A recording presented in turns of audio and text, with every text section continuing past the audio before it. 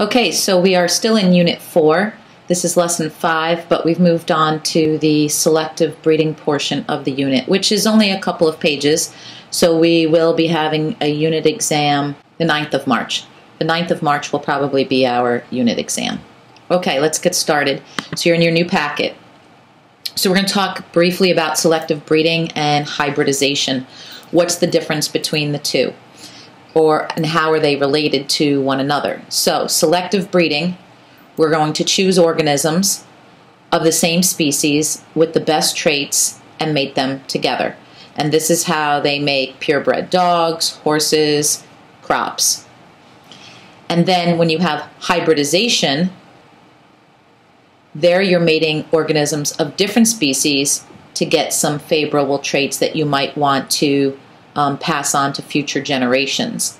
But usually the offspring are infertile. So, for example, you've heard of a mule. It's the strength and speed of a horse, but the coordination of a donkey. So a lot of people think that a donkey and a mule are the same thing. They're not. It's breeding a horse with a donkey. But a mule is infertile and cannot reproduce.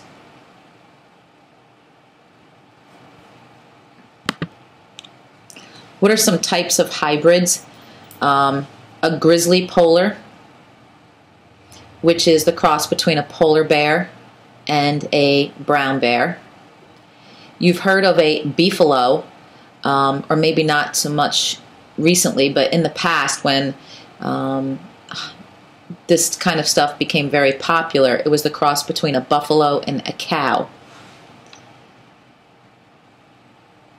And then we also have a liger, which is the cross between a lion and a tiger. And then here you see a zebroid, which is the cross between a zebra and a equine, which is a horse. So just some examples of selective breeding and hybridization. So what have we learned so far? We know that genes, or DNA, code for proteins, and that we know that proteins work to produce our characteristics. So if this is true, what happens if we put new DNA or genes into an organism? Well, the answer is that that organism can now create proteins that it couldn't before. Why is this important? Because now humans can produce a protein for their own use. And this is particularly important with insulin production. If you are lacking the protein in your body to do a specific job, then through genetic engineering, that can be corrected. So you have a picture that looks like this in your notes, and we're going to talk about this picture.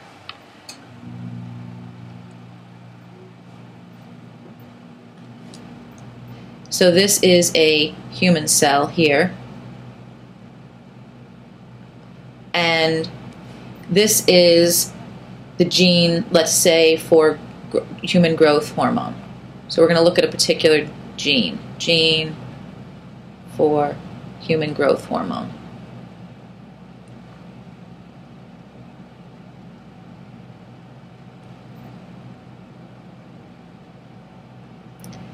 And we're also going to look at how this all takes place. Here we have an animal cell.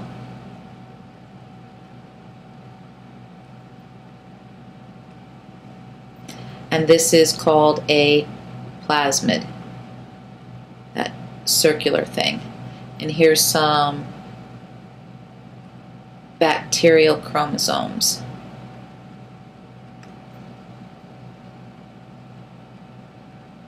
And remember that chromosomes are also DNA. So this is bacterial DNA. Now, one thing that you should know is that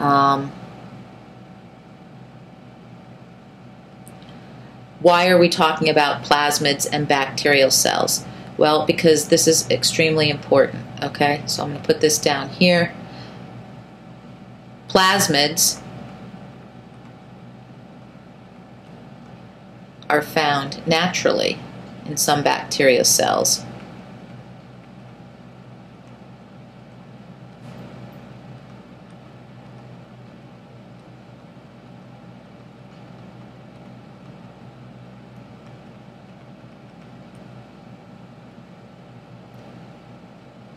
And have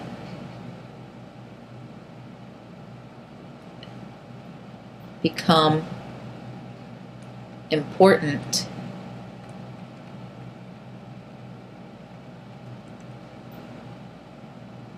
in DNA transfer. And we're going to look at how that transfer takes place. Whoop, went too far. Up here I have the gene for the human growth hormone. All right? I've cut it out. How do I get this specific piece out? I do it by the use of restriction enzymes. Just like in that lab, the restriction enzyme cuts the DNA at a certain point. So different restriction enzymes cut DNA in different places. So we used a restriction enzyme to cut the gene for human growth hormone out. And for lack of better terms, they have these sticky ends. Okay? Right here, these yellow portions. And what we're going to do is we're going to take this human growth hormone, right, and we're going to put it into the plasmid. So we're going to cut this piece out, right? We're going to cut this out or open it up, and then we're going to stick this one in, all right? So we're going to put the wanted gene, put wanted gene into plasmid.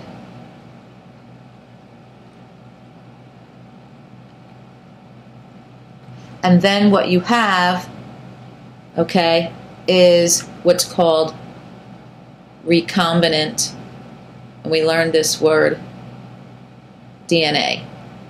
That's what this is.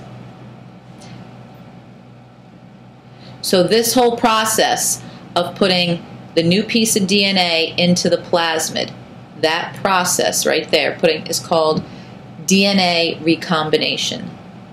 DNA recombination. And it does exactly what it sounds like.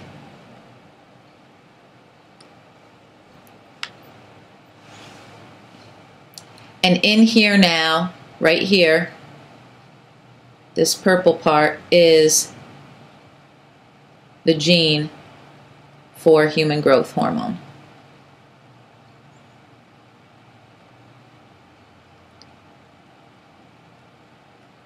We put that back into the plasmid.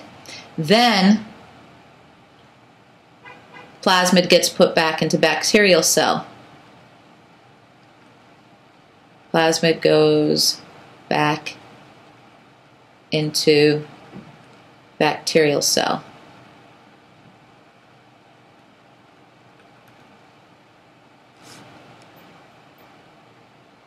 So this right here is the new plasmid. And then what happens is replication occurs. So we can make copies of what we needed. So it's a pretty straightforward process. We take the good that we want out of the human cell, we put it into a plasmid, which is now called recombinant DNA, put it back into the bacterial cell, and it reproduces. Now, on the next page in your notes, it goes through this in a little bit, another detailed process. I'm not going to go through that. It goes through the same process again in a different diagram.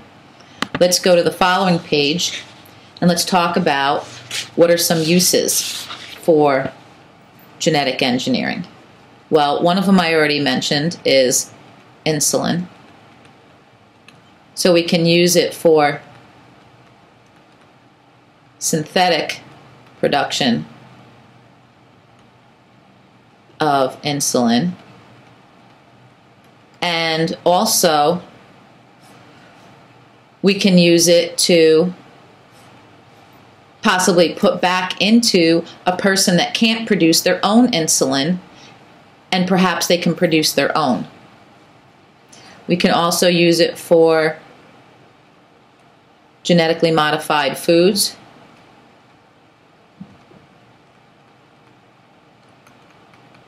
crops, those kind of things.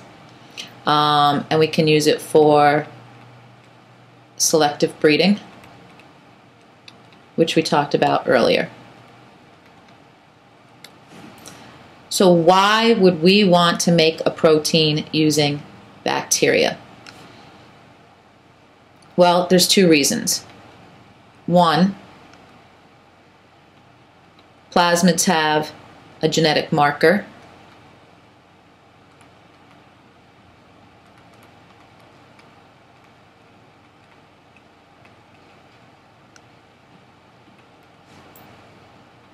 And what that is something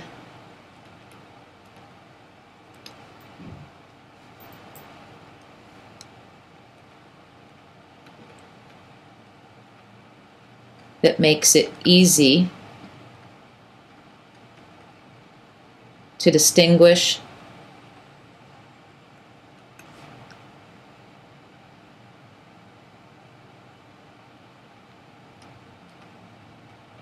which contain plasmid and foreign DNA, and those that contain plasmid and new DNA. And that's really important when we're talking about using this to help produce antibiotics to help fight diseases. And then the second thing is, once we put the plasmid containing the new DNA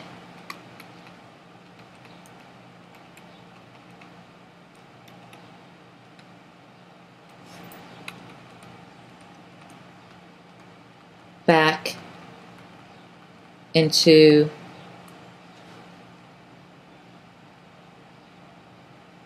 the cell, it can reproduce easily.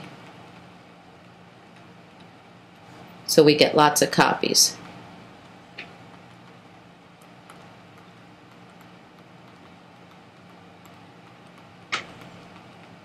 Okay.